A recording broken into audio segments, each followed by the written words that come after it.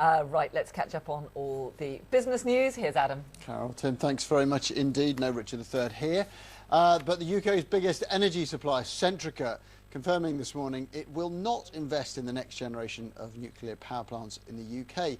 Centrica owns a 20% stake in the 8 already existing nuclear stations here, had an option to invest in new reactors. But today, Centrica saying spiralling costs and lengthening timeframes have put it off from making further investment. Centrica, of course, owns British Gas.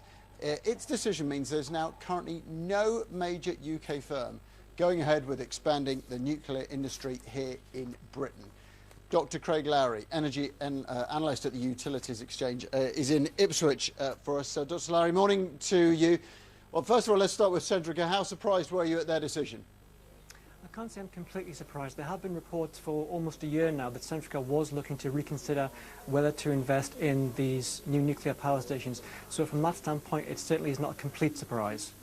And is it simply because it's basically too expensive, too much hassle, or is there something deeper here? Well, certainly the issue of cost overruns and the timeframes are very considerable. There's reports that the UK may now not be expecting its first new nuclear power station until 2022, around 5 years behind schedule. But there were concerns voiced previously that Centrica was looking to move away from its core business model into nuclear, which is something that it doesn't have a lot of direct experience in. So from that standpoint, there are other factors to consider beyond the cost overruns and also the timeframes. Nothing is more fundamental to our infrastructure than power, but the nuclear industry in this country will now be dominated by foreign companies. A lot of people will be uneasy by that.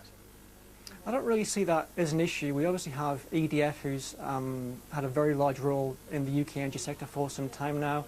The Horizon nuclear power venture, which was being put together by E.ON and RWE, two German companies, has been sold to a Japanese consortium. It's really about having the right companies in place with the best experience and the commercial ability to bring those projects to fruition. And how assuaged do you think people's nerves are now about nuclear power? It still has that echoes of Fukushima and other disasters. I certainly do think that nuclear is a power source that does have an issue in terms of its general image and its perception by the public, but historically it is a fuel that has been very safe, it's very reliable, and from that standpoint I do see it being a very important part of the UK's energy mix in the years to come.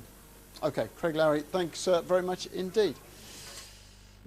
Okay, let's have a look at the markets. 3100's not having a very clever day today. 40 points off there. Falls you can see in Britain, France, Germany, Spain really tanking down 1.5%.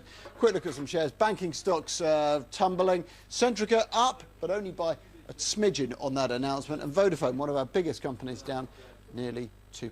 Okay, that's all from me. Tim Cameron. Thank you, Adam, very much.